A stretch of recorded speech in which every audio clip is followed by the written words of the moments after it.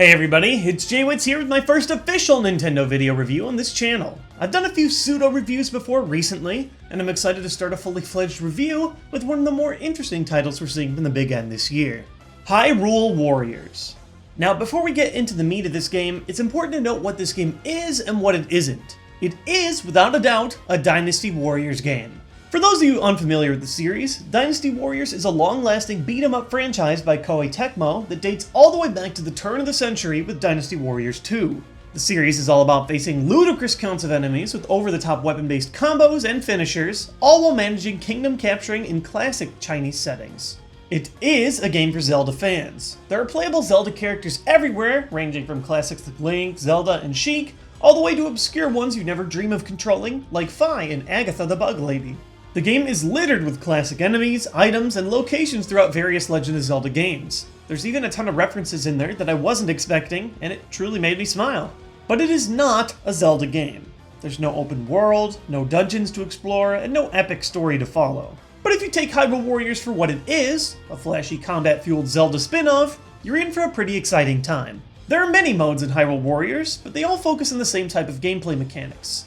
Fighting across a single large battlefield for tactical dominance. The Dynasty Warriors series has always been an interesting paradox. It's very simple, but very complex. The combat and combos are some of the simplest you'll ever see. Almost every character has a single combo tree that involves just two buttons, Y for light attacks and X for heavy. There are also two special meters that activate giant finishing moves in their fall, one that builds through dealing damage, and the other that only fields when grabbing magic pots. And some larger enemies only take significant damage when you hit them in moments of weakness, allowing for giant break attacks after bobbing and weaving to get an opening. All in all, your character is going to do a lot of crazy things for just a few buttons. The bread and butter of Hyrule Warriors is repetitive though. It's all about shredding through tiny enemies using a relatively small pool of attacks, and even though the textures aren't the most polished we've seen on the Wii U, it truly is a thing of beauty to watch hundreds of Zelda foes tumble through the air. Animations are in a smooth 60 frames per second, unlike this YouTube video, which probably isn't doing it justice, and it's a blast unlocking new characters and weapons just to see all the new animations for the first time. There are also a handful of Zelda-like items that you can use with the trigger button, but by small I mean very small. Like 4. Bomb, boomerang, hookshot, and arrow. They're all tacked on as parts of environmental puzzles or boss battles, but aside from that I never really used them that much. They aren't nearly as flashy as regular combos, even when you can occasionally get superpowered items for a limited time. But, despite the fact that you'll be performing the same actions over and over again, the thing that keeps stages interesting are the scenarios. You truly have to run the battlefield like a general, picking and choosing which battles are worth pursuing, which enemy bases to capture, when to push forward, and when to fall back. There's always a tough decision to make, and that's what makes gameplay intriguing. The bulk of most players' experience will likely take place in Legend Mode, which supplies the game's story. Like I mentioned before, the story isn't too much to write home about. Once upon a time, there were bad guys, there were good guys, and then they fought. They say it in more words than that, but wait, actually, yeah, they do say it, in words. That's different.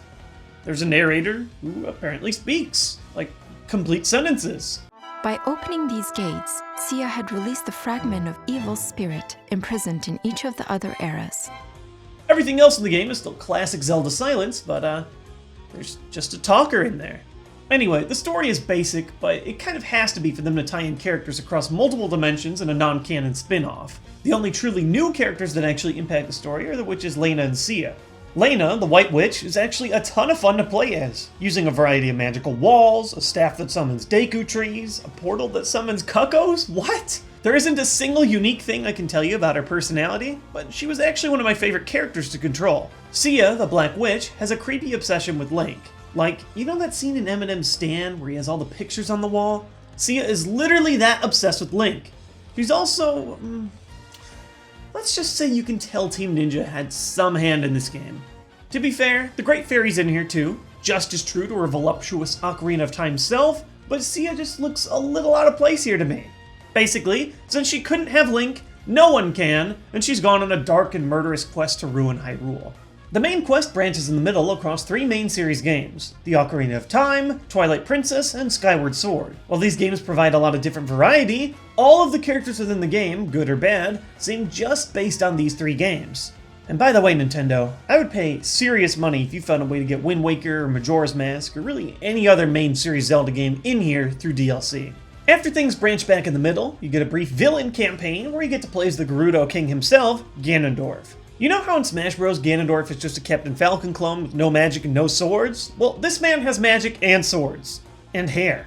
God, just look at him. He even makes opening a chest look ruthless. The Legend mode felt pretty short to me overall, especially compared to some of the core Dynasty Warriors games, but there are enough reasons to revisit some of the main campaign stages. Many stages offer a piece of heart or other collectible that can only be completed by specific characters, giving you incentive to come back for more if you're a completionist. Also, the gold Skulltulas make an appearance for the most frustrating mechanic in the entire game. Every stage gives you a limited window and a limited area on the map where a Skulltula might be. You need them in order to 100% stages and get new shop unlocks, but going off and searching for spiders in the middle of the battle means giving up on a fight for a short while. And if the spider disappears, well, then you're out of luck. You'll have to come back to the mission another day and find it again. It adds a ton of stress to your battles, and it was not fun at all hunting those freaks down. It was challenging though. There are tons of randomly generated items to collect, alongside an upgrade system where you can craft permanent boosts for each character using materials from fallen foes. Like I've said, the gameplay is simple, but the management is very deep. The main story should take about 10 to 20 hours of your time alone, but that only unlocks around 2/3 of the characters and only a portion of the available weapons. There's a free mode which lets you play any mission as any character, but the bulk of the game is actually tucked away in a new mode called Adventure. Adventure mode is massive. It's full of 128 unique spaces, each with a challenge that typically takes the classic Dynasty Warriors setup and throws in a unique twist, such as kill limits, character restrictions, or crazy damage modifiers. Navigating the board becomes a bit of a puzzle, allowing you to unlock more rewards and weapons if you collect the correct NES-themed item along the way. Only here can you obtain some of the game's wildest characters and weapons, making it either a chore or a blast depending on how much you enjoy the beat-em-up format. By the way, every single one of these modes in-game actually supports local co-op. Now, don't get too excited because there are pros and cons here, but the idea and concept is pretty perfect. One player plays on the TV, the other player plays on the gamepad screen, letting you both split up and take on separate portions of the mission at the same time without using a split screen. However, the cost of co-op is a very noticeable drop in both frame rate and resolution. Here's the game normally. Now, here's the game when a second player is playing with you in co-op. I never actually felt it slow down, but it definitely starts getting pretty ugly visually. Whether you enjoy co-op is going to come down to how much visuals mean to you. It took me a while to get used to the loss in quality, but there's no denying that adding a second fighter alongside you can make battles feel a lot more lively and fun. And I think that, overall, is what Hyrule Warriors is all about. It isn't the next generation, thought-provoking Zelda title, but it's just a ton of dumb fun. Just before finishing this review, I got a first look at some of the game's DLC, some of it free, starting with new retro items, and even more challenge stages with unique goals. Nintendo looks ready to feed your Dynasty Warriors addiction for many months to come, and if you don't mind the grind, I could easily see this game taking hundreds of hours away from your life. If you know that you won't enjoy mindless non-stop combat, then I don't think the Zelda coat of paint will save this one for you, even if you are a Zelda fan. But if you've never played a game quite like this before, Hyrule Warriors is a great way to dip your toes into the waters of a hack and slash genre. It's a charming and exciting adventure that just might hook you in for the long haul. Thank you guys for watching this video review. If you want more video reviews of Nintendo games from an honest Nintendo fan's perspective, then be sure to like this video and subscribe to this channel for future videos. There's a ton of Nintendo games coming out this holiday season, and I'm hoping to review more in the future to give you guys a better idea of which games are right for you. Catch you guys next time with more Nintendo content.